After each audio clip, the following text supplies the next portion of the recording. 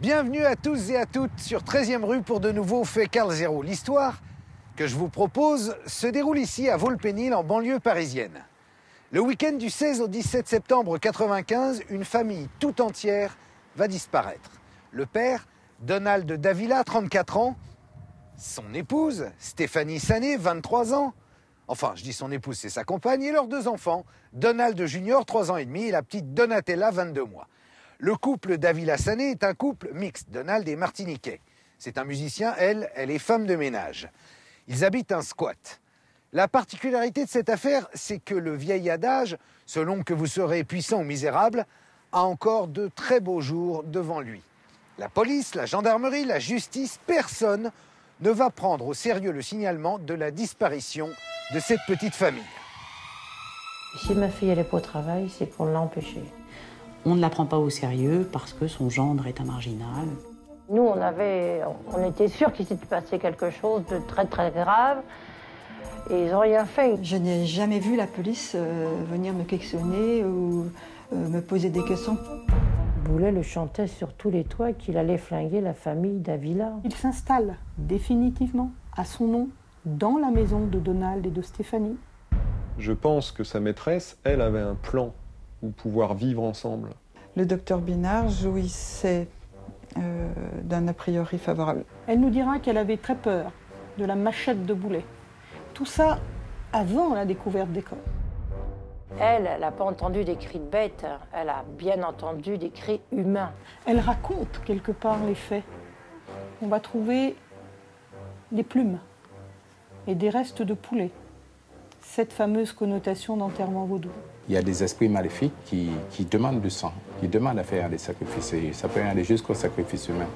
On ne tue pas une famille entière tout seul. S'il n'y avait pas eu Gilberte et sa détermination, ça aurait été un crime effroyable et impuni.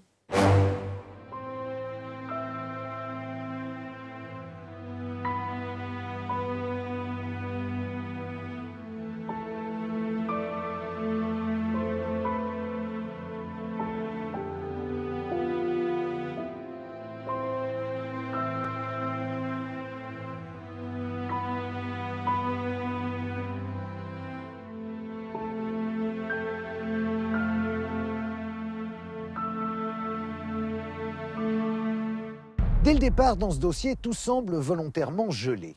Incompétence, indifférence, que se passe-t-il? Face à l'inertie de l'institution judiciaire, une femme va pourtant remuer ciel et terre. C'est Gilberte Crevisier, la maman de Stéphanie. Pendant plusieurs mois, elle va multiplier les démarches de juridiction en juridiction. Renvoyée d'un bureau à un autre, elle se fait houspiller, voire sermonner. « Madame, la police a du travail, si vous continuez, ça va mal finir !» Dire ça à Gilberte, c'est bien mal la connaître. Sa fibre maternelle est en alerte. Depuis le début, elle pressent le pire. Et le 23 septembre 1996, soit plus d'un an après la disparition de sa famille, son intuition va se confirmer. La police exhume 4 corps décomposés du grand jardin attenant au squat dans lequel vit toute la famille. Ceux de sa fille, de son gendre et de leurs 2 petits-enfants. C'est le 16 septembre 1995 que le couple Davila-Sané est vu pour la dernière fois. Durant la semaine qui suit, Gilberte, la mère de Stéphanie, laisse plusieurs messages sur le répondeur. Sans réponse de sa fille, elle ne s'inquiète pas plus que cela. Cependant, un appel va l'alerter. Le 23 septembre 1995, j'ai un coup de téléphone sur les coups de 11 h. C'est la maman de Donald, elle me dit « Est-ce que les enfants sont chez vous ?» Je lui dis « Non ». Et donc, elle m'explique qu'ils se seraient disputés, qu'ils seraient partis, qu'il y a quelqu'un qui est dans la maison et on ne sait pas où ils sont. Gilberte connaît bien les priorités de sa fille, ses enfants et son travail. Le 25 septembre 1995, elle demande une semaine de congé à son employeur, la RATP. Son enquête commence. J'appelle donc le collège Acamio. Et à ce moment-là, j'ai Madame Dorgance qui me dit « Oh, Madame Crevisier, qu'est-ce qu'on est contente de vous avoir au téléphone. Stéphanie n'a pas réintégré son travail depuis le lundi 18 septembre 1995. » Alors là, à partir de là, tout s'écroule autour de moi et je prends vraiment la conscience des choses graves, c'est-à-dire que c'est pas la petite de ma fille Et si ma fille n'est pas au travail, c'est qu'on l'a empêchée. Un départ soudain est impossible. L'horizon semble se dégager pour le couple. Tous les deux viennent de décrocher un emploi. Donald et Stéphanie avaient chacun un contrat de travail qui allait s'élaborer juste au moment où on leur a supprimé la vie. Stéphanie vient de réussir un concours à l'éducation nationale comme agent de collectivité. La jeune femme ne cache pas sa satisfaction d'avoir obtenu le poste qui lui permet enfin de penser à l'avenir plus sereinement. Je ne la voyais pas partir comme ça alors qu'elle était sur le point d'avoir une situation qui lui plaisait. Elle faisait des examens, elle avait réussi et elle commençait à bien partir dans la vie et tout. Et ça, c'était pour elle, c'était un grand plaisir, quoi.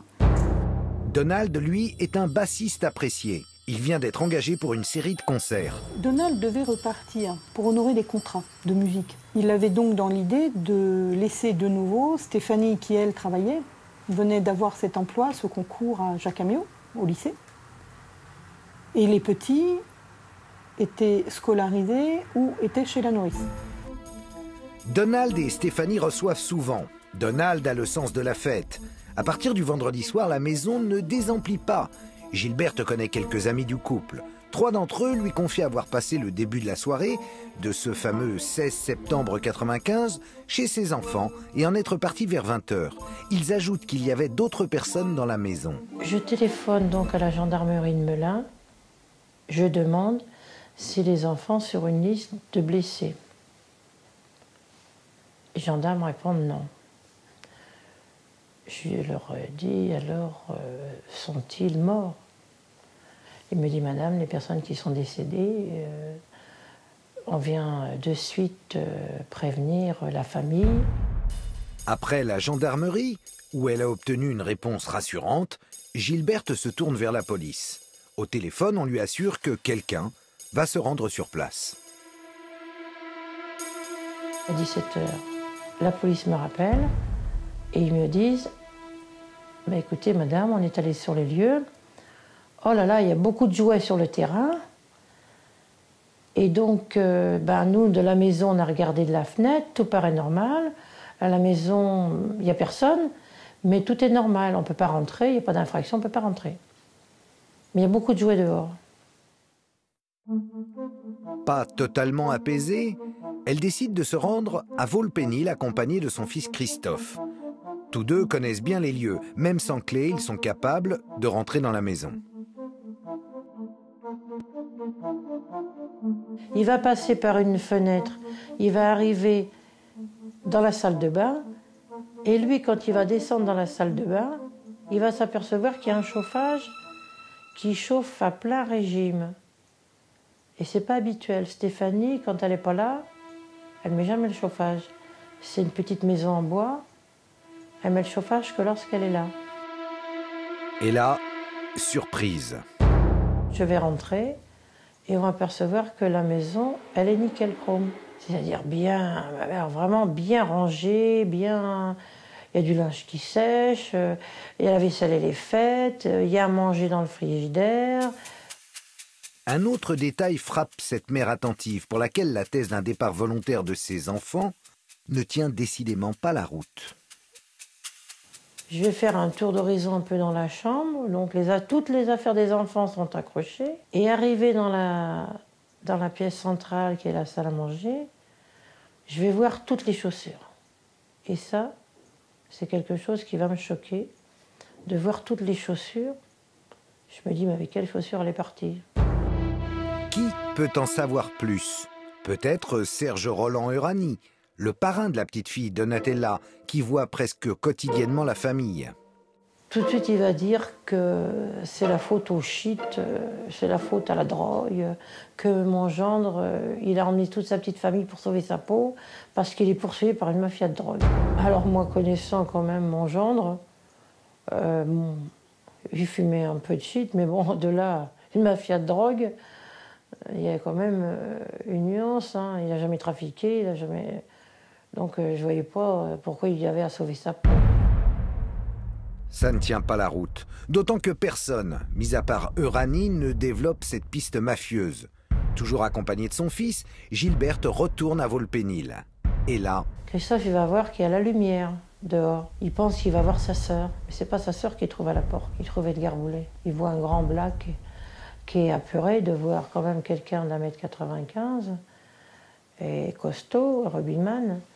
Et il bredouille. On sent qu'il a peur. Il va demander à Christophe qui il est, et Christophe il va lui demander aussi qui il est. Qu'est-ce qu'il fait chez sa sœur. L'homme dénommé Edgar Boulet, antillais comme Donald, avance des explications. Une violente dispute aurait éclaté dans le couple. Donald aurait décidé de partir seul en emmenant les enfants. Stéphanie, quand elle a vu que ses enfants partaient dans la voiture, dans la camionnette, elle a couru après la camionnette, elle a ouvert la portière, elle est montée dedans. C'est ici, à l'hôtel de police de Melun, que commence la pénible bataille de Gilberte Crevizier pour tenter d'activer les recherches après la disparition de 4 membres de sa famille. Plusieurs fois, elle va pousser les portes de ce commissariat. Tout d'abord, pour partager son inquiétude au lendemain du week-end tragique de septembre 95. En vain, elle y reviendra inlassablement, renvoyée à cette case départ par d'autres services qui ne cherchent bien entendu qu'à se débarrasser d'elle. Il faut savoir que l'affaire de Mme Crevizier arrive dans des services qui ne se jugent pas compétents géographiquement. Tout ce qu'on va pouvoir lui proposer à l'époque, c'est ce qu'on appelle la recherche dans l'intérêt des familles. Kafkaïennes, ces recherches dans l'intérêt des familles. On convoque les personnes disparues à leur dernier domicile connu. On envoie 2 lettres recommandées à ma fille. Les lettres, elles sont reçues par Edgar Boulet. On les laisse de côté. Et la deuxième fois, quand ils vont revenir pour bien voir si les enfants sont à la maison, les policiers vont voir Edgar Boulet qui va leur raconter qu'ils sont partis, qu'ils ne sont plus là. Ils ne vont pas chercher plus loin. Ils n'interrogent ni les parents de Donald, ni moi-même. Donc, c'est classé sans suite. Son seul recours, déposer une plainte contre sa fille Stéphanie pour non-présentation d'enfants aux grands-parents. Elle refuse. Ma fille m'avait rien fait personnellement. Et si on lui enlevait les enfants, s'il partait à la DAS, donc ça m'a stoppé net. J'ai dit non, je porte pas plainte, je peux pas le faire. Donc j'ai attendu. Rien n'a fait réagir les autorités, pas même le signalement qu'un nouvel occupant s'est installé dans la maison des disparus. Pourquoi un tel mépris? Je lui ai posé la question.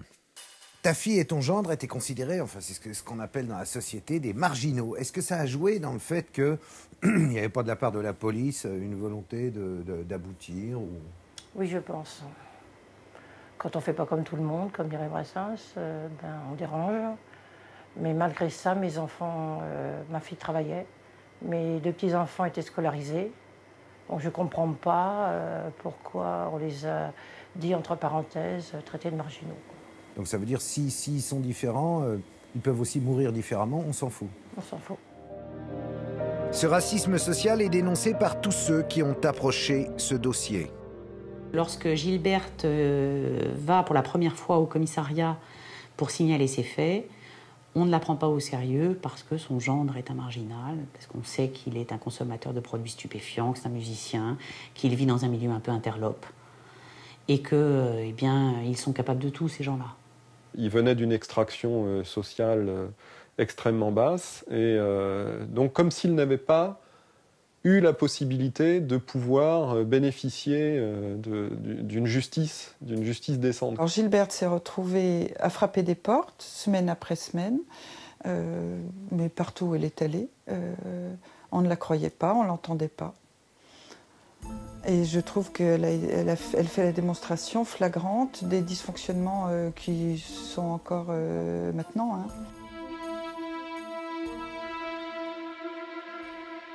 La disparition de Donald et de Stéphanie, de Donald Junior et de la petite Donatella a été ignorée. Pourquoi?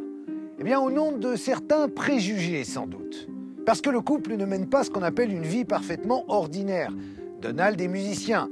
C'est un grand fêtard, consommateur de cannabis à ses heures. C'est sur Stéphanie, jeune femme frêle et courageuse, que repose la tâche de faire tourner la baraque et de veiller à l'éducation des enfants. Son guitariste, elle en est tombée amoureuse follement à l'âge de 17 ans. À ses côtés, elle a trouvé la sérénité et s'est épanouie dans la maternité. Depuis qu'ils habitent ici, à Volpénil, elle met tout son cœur à transformer cette maison en vrai home sweet home. Elle décore, elle jardine et elle semble heureuse. Au-delà de leurs fréquentes disputes, à cause des copains de Donald, de leur fiesta, du monde qui s'attarde tous les soirs à la maison, le couple s'aime.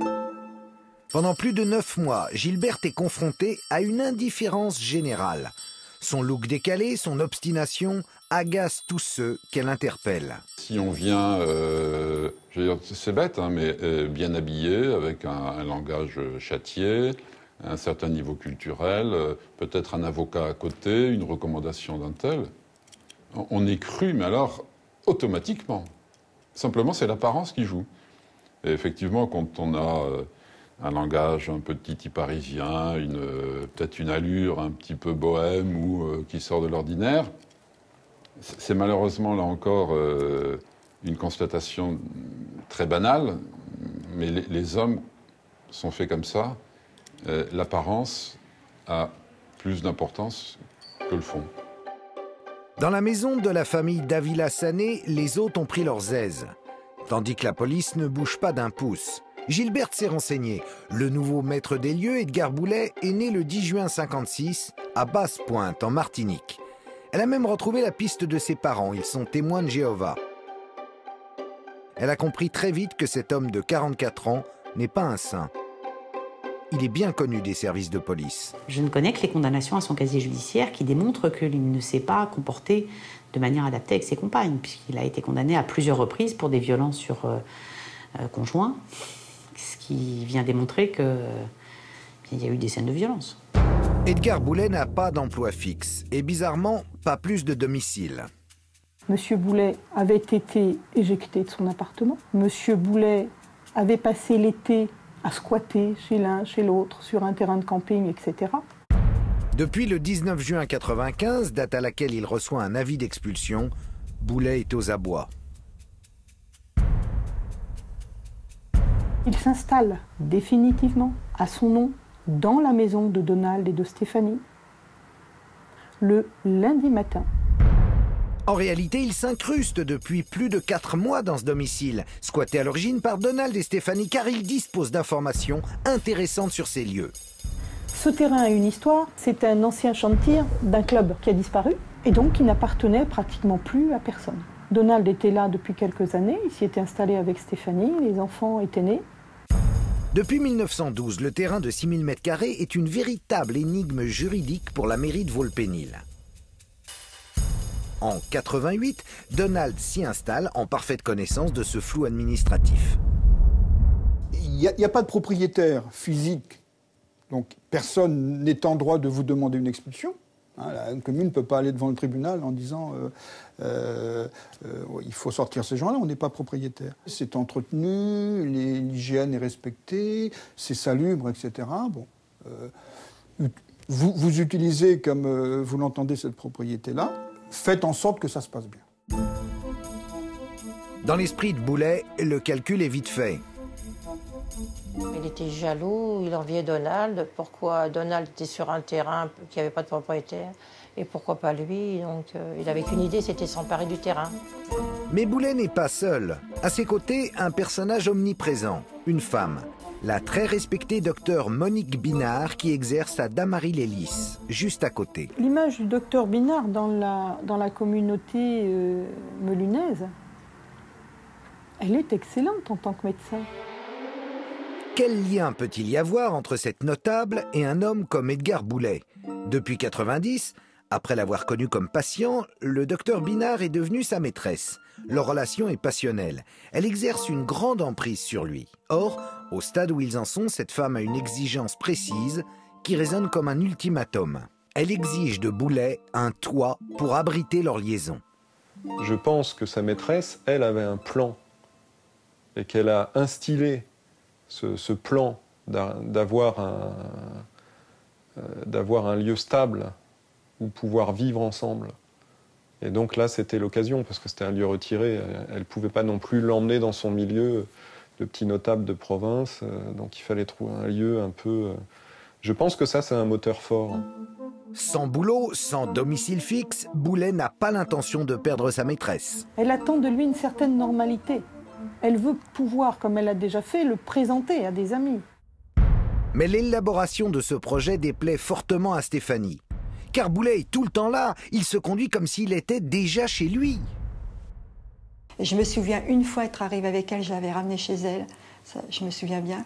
Et quand elle est arrivée, quelqu'un était rentré dans la maison parce qu'elle avait une cachette pour sa clé. Et elle avait dit « Ah, il s'est encore permis de rentrer dans la maison alors qu'on n'était pas là ». En fait, Boulet effraie carrément la jeune femme. Lorsque Donald part en tournée, il demande à son amie Euranie de venir vérifier que tout va bien pour Stéphanie et leurs enfants. Elle n'a pas tort, Stéphanie, car lorsque l'enquête démarrera enfin, on apprendra que Boulet tient des propos stupéfiants. Un ami à lui, un dénommé Gorniak, en témoigne. Boulet est venu le voir début septembre. Il lui a expliqué qu'il ne pouvait pas rester sans appartement, sans logement, que son ami médecin allait finir par le virer. Et un soir où il est alcoolisé, il vient proposer à Gorniak de venir avec lui et de tuer toute la famille. Et Gorniak dit qu'il n'ira pas.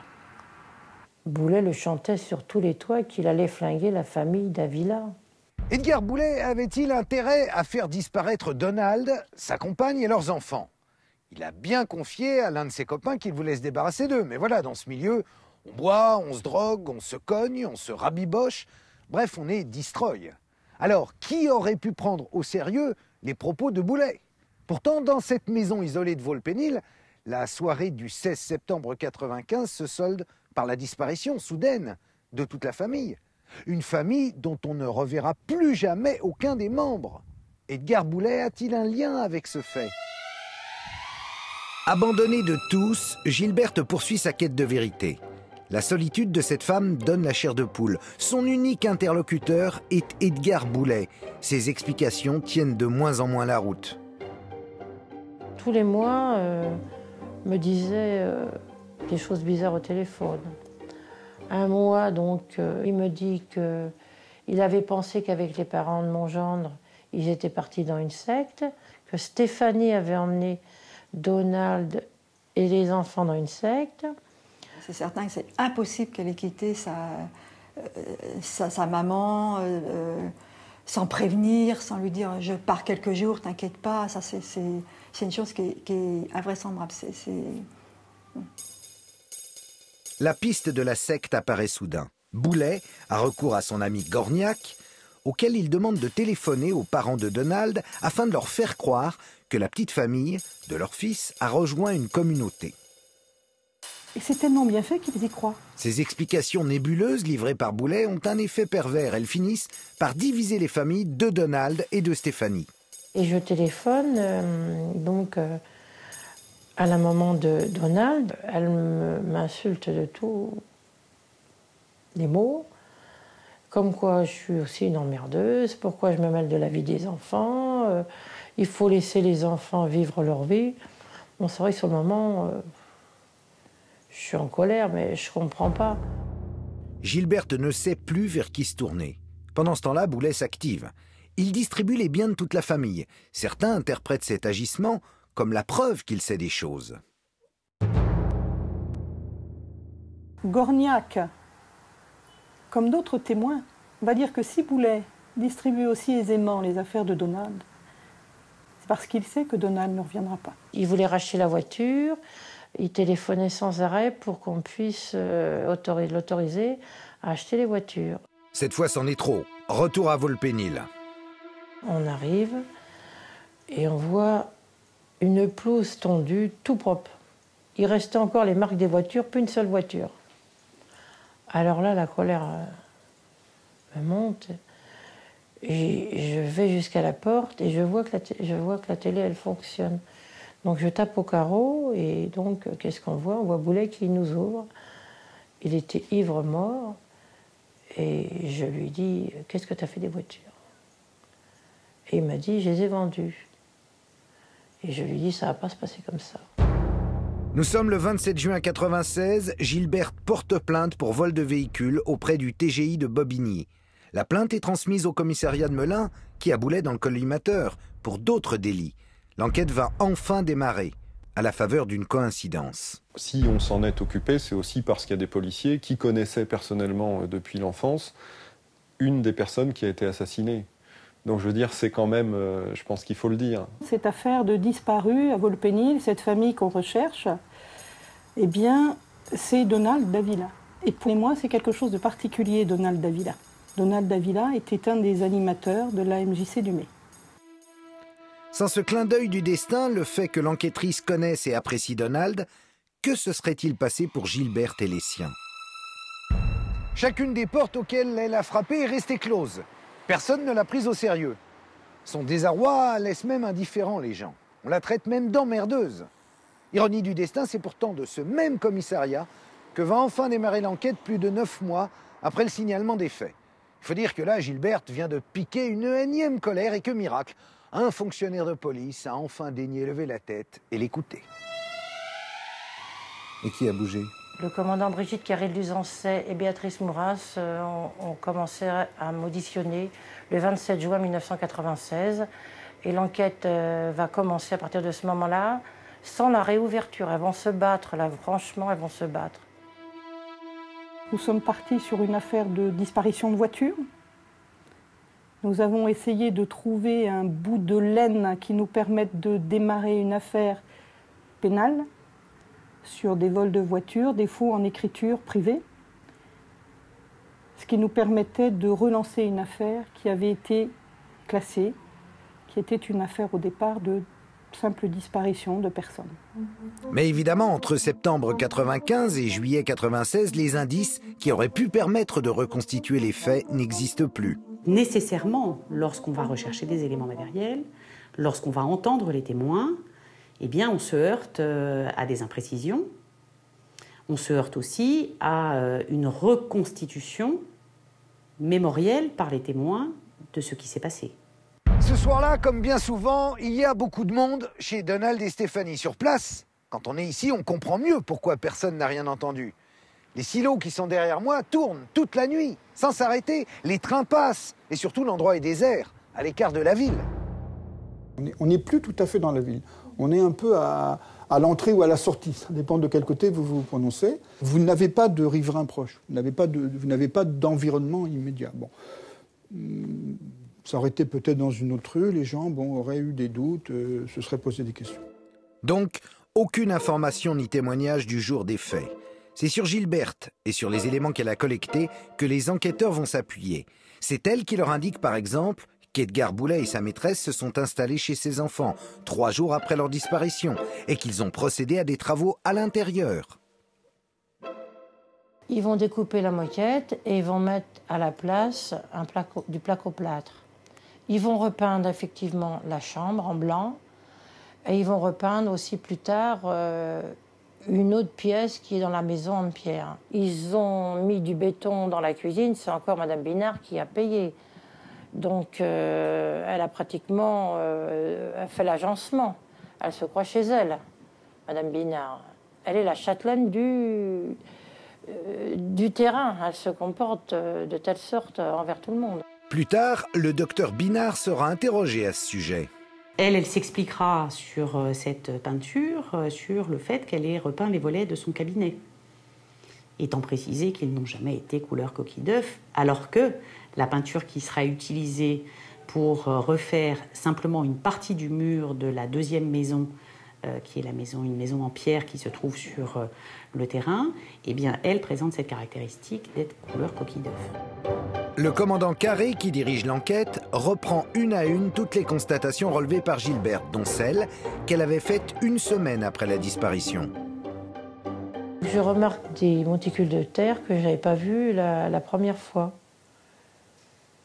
Nous repartons à Montreuil.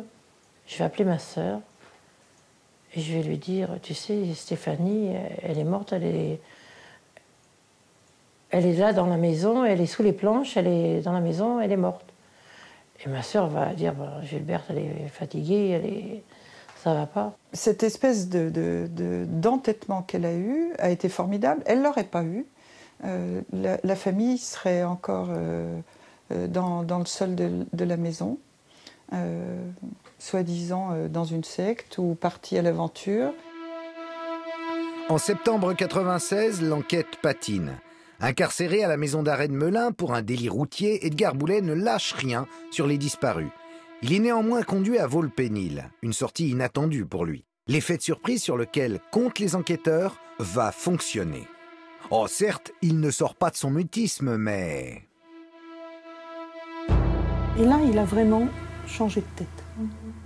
Le malaise ressenti par Edgar Boulet suffit à décider le procureur. Une commission rogatoire est lancée, le terrain entièrement retourné.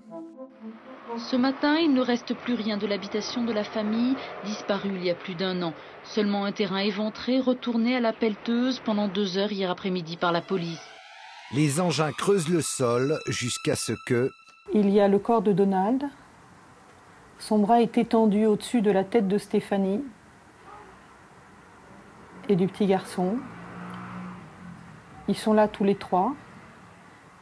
Et Donald Junior est couché sur le corps de sa mère. La pelleteuse a cassé le corps du bébé, de la petite Donatella. Puis l'ensemble des policiers qui sont là vont finir un peu comme des archéologues, avec beaucoup de précautions, à la pelle, j'allais dire à la petite cuillère. L'horreur fait surface. C'est un véritable massacre. Les restes des corps mutilés sont immédiatement transportés pour être autopsiés. L'intime conviction de Gilberte est hélas avérée. L'enquête va prendre un autre tournant. Il s'agit maintenant de connaître toute la vérité sur ce massacre. Boulet est invité à se mettre à table. Interrogé au commissariat de Melun, il n'en démord pas. Il n'a rien à voir dans tout cela. Il demande même aux policiers qui a bien pu enterrer les corps là, devant chez lui. Il va dire qu'il avait payé un loyer à Donald, que Donald il laissait pas ça gratuitement, qu'il faisait payer, qu'il payait un loyer, donc ils vont dire, enfin, il fera quand même 160 versions en tout. Il y aura 160 versions du départ des enfants qu'il va dire à tout le monde. Et il maintient qu'ils sont partis dans une voiture avec ce matelas et que depuis, il n'a pas eu réellement de leurs nouvelles. Et là, on lui explique quand même que ces corps que nous avons découverts démontrent bien qu'ils ne sont jamais partis.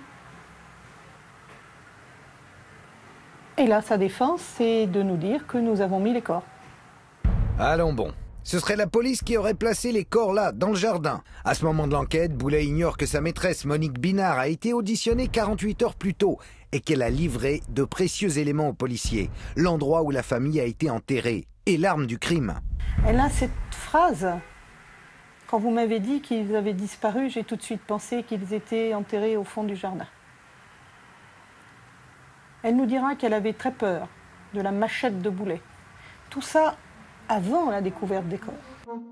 Les enquêteurs interprètent ces déclarations comme une preuve de la présence de Monique Binard sur les lieux, au moment du quadruple meurtre. Elle dira devant les services de police avoir été présente le jour des faits, avoir été enfermée, séquestrée dans l'une des maisons qui se trouvait sur les lieux, et avoir entendu des cris de bêtes qu'on égorge. Elle le dira sur procès-verbal.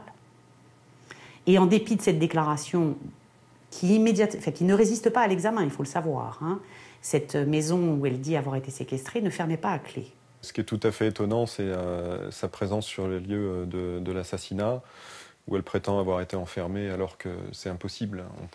C'était une maison courant d'air, on pouvait aller et venir sans difficulté. Les expertises réalisées à l'Institut médico-légal confirment la mutilation des victimes par une arme tranchante, vraisemblablement le coupe-coupe dont parlait le docteur Binard. Elle dit qu'elle a entendu ces cris, qu'elle se voyait mourir, qu'elle a pensé qu'à un moment donné, il allait retourner cette violence contre elle. Elle raconte quelque part les faits. Monique Binard est mise en examen pour destruction de preuves de nature à faciliter la découverte d'un crime. Elle est écrouée 4 mois à Fleury-Mérogis à partir de septembre 1996, date de la découverte des corps. Une question se pose aux enquêteurs, celle du rôle exact de cette femme.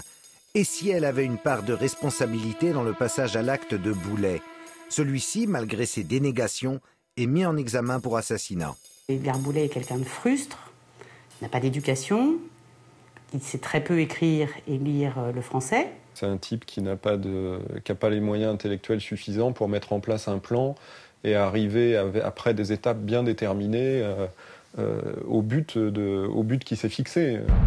Pour exemple, la toute première version servie aux parents de Donald et Stéphanie. On a du mal à imaginer Edgar Boulet montant l'affaire de la secte tout seul. L'écriture, la lecture du texte par Franck Gorniac pour expliquer que la famille est dans une secte est un texte qui ne correspond pas à l'écriture de M. Boulet. Et si Monique Binard en était l'auteur? J'ai l'intime conviction qu'il n'a été qu'une marionnette dans les mains de cette femme. Quel genre de relation les unit? C'est un couple qui ne peut pas se séparer et dont les interactions sont faites de défis permanents. Donc le défi permanent, c'est qui va être le plus fort. Et de l'un à l'autre, ça s'échange continuellement. Les relations entre M. Boulet et sa compagne sont faites de cris d'amour et de cris de haine. C'est d'une violence par moments qu'on a du mal à percevoir. On apprend qu'il y a entre eux une relation très forte, très sensitive. Alors certains parlent d'une sexualité assez débridée entre tous les deux, ce que l'on veut bien croire d'ailleurs. Une relation passionnée, alternée d'actes de violence physique. Il y a un épisode de violence très fort, très très fort. Les amis d'Edgar Boulet sont là et ne vont pas empêcher Boulet de tenter d'étrangler sa compagne, de la frapper. Et c'est tellement fort, il va jusqu'à la menacer de lui coller le sexe avec de la glu. Et elle ne part pas. Elle dit même qu'il l'a fait saigner ce jour-là. Et elle reste. Il la menace de lui coller le sexe avec de la glu. Oui, ce qui était un comportement jaloux d'un conjoint violent tel qu'on peut le rencontrer dans la criminologie ordinaire. Il lui fait l'amour à sa maîtresse et après, il la frappe. Ça implique une double face. Ça implique au fond une violence qui est toujours là, mais qui est une violence apprise, qui est une violence qui a été élaborée au cours de son histoire personnelle. Hein. Et cette violence-là, elle sidère. C'est-à-dire qu'à la fois, elle fait peur et elle attire. Dans la violence extrême de cette affaire, une autre dimension va frapper l'opinion. La découverte au moment de l'exhumation des corps d'éléments attestant qu'une cérémonie très particulière a eu lieu après l'exécution. Sous le matelas, on va trouver des plumes et des restes de poulet. Cette fameuse connotation d'enterrement vaudou. La famille Davila Sané a été enterrée selon le rite vaudou. Pour quelle raison?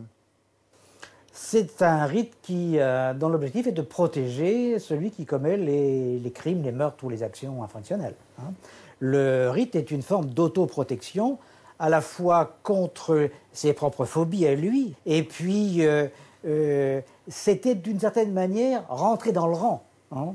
En faisant les rites vaudous, il partageait, au fond, il n'était plus tout seul. Voilà. Il partageait une certaine ritualisation qui lui donnait une certaine force et qui lui permettait en même temps de prendre rang parmi d'autres dans la pratique du vaudou. Ce rite, accompli après les meurtres, aurait-il pour objet de protéger Edgar Boulet des esprits de ses victimes? On a retrouvé des petits pots de bébés dans la maison qui ont été associés à la pratique vaudou. Et que la présence de ces petits pots démontrait qu'il avait tué les enfants et qu'il avait laissé cette nourriture pour empêcher l'âme de ses petits-enfants de venir le hanter. Le vaudou, cette croyance fortement ancrée chez Edgar Boulet, pourrait être à l'origine d'un autre scénario. Il y a plusieurs pratiques du vaudou. Il y a des gens qui le pratiquent pour faire du bien et d'autres pour faire du tort. C'est le côté maléfique qui conduirait certains adeptes sur la voie du crime sacrificiel. Si vraiment il a fait ses sacrifices À cause du vaudou, c'est effectivement, en versant le sang, on acquiert de la puissance parce que les esprits, il y a des esprits maléfiques qui demandent du sang, qui demandent à faire des sacrifices. Et ça peut aller jusqu'au sacrifice humain. Un mystérieux personnage apparaît alors au cours de l'enquête, un dénommé Wilfrid, un prêtre vaudou domicilié au Canada dont les enquêteurs découvrent qu'il entretenait des contacts très étroits avec Boulet. Il a peut-être très bien manipulé Edgar pour faire les sacrifices qu'il ne pouvait pas faire aussi. Il a peut-être très bien été manipulé aussi. Je dis que ça a profité plutôt à ce Canadien. Parce que finalement, il n'était pas prêtre vaudou, il ne savait pas faire du vaudou, il souhaitait faire. Donc ça a servi à ce Canadien.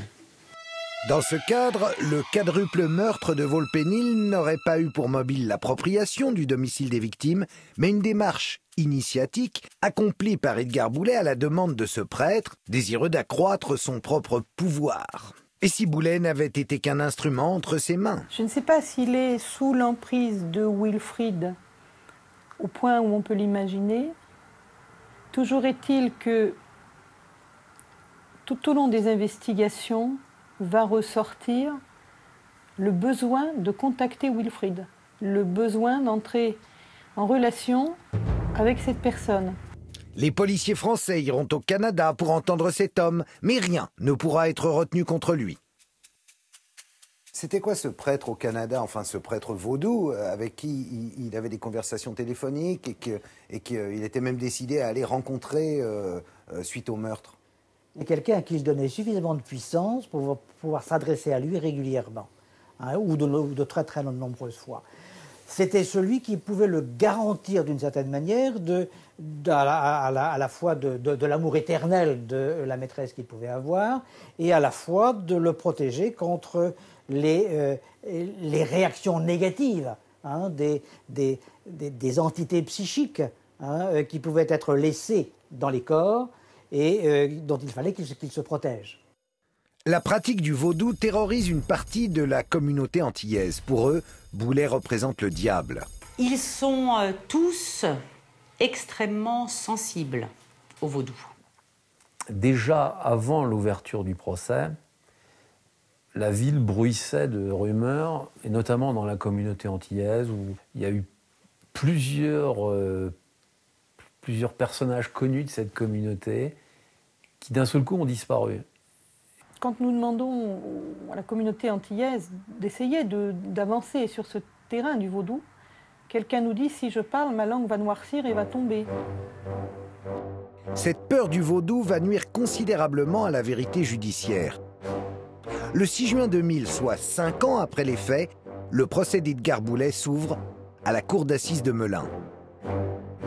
Ce matin, la mère d'une des victimes était présente pour ce premier jour d'audience. C'est elle qui s'est battue pendant 5 ans pour que l'assassinat de sa fille, de son gendre et de ses 2 petits-enfants, âgés de 2 et 3 ans, soit jugé.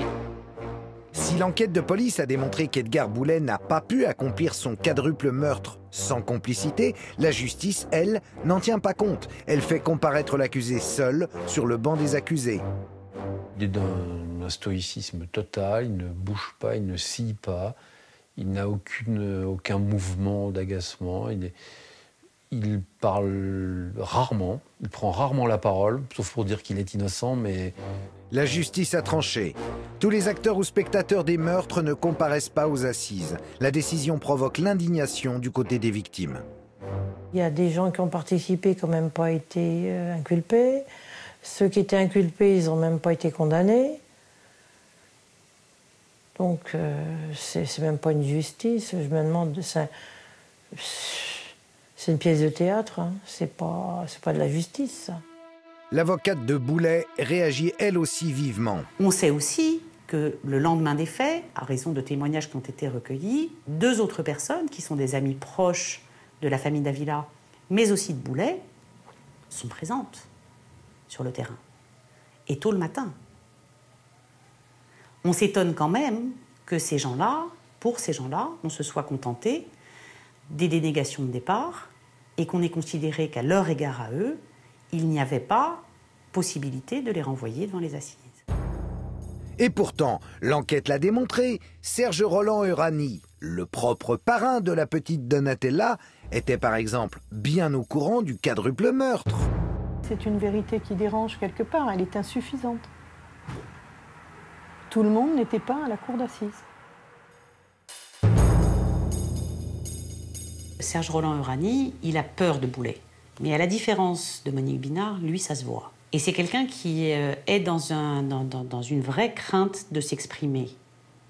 Alors peut-être que c'est la cour d'assises, la solennité du débat, les enjeux, bien sûr, qui s'y déroulent, mais il arrive en regardant le box.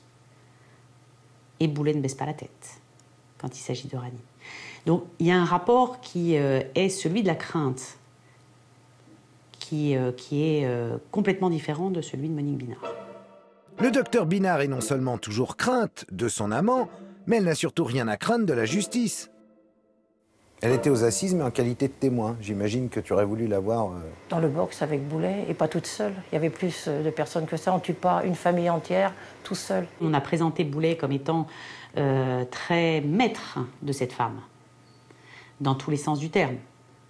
Amant, mais aussi un peu leader, un peu chef, l'ayant soumise.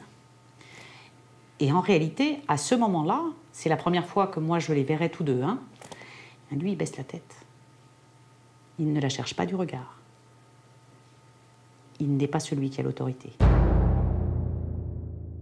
À ce moment-là du procès, ni le président, ni l'avocat général ne manifestent un empressement particulier à la pousser dans ses retranchements.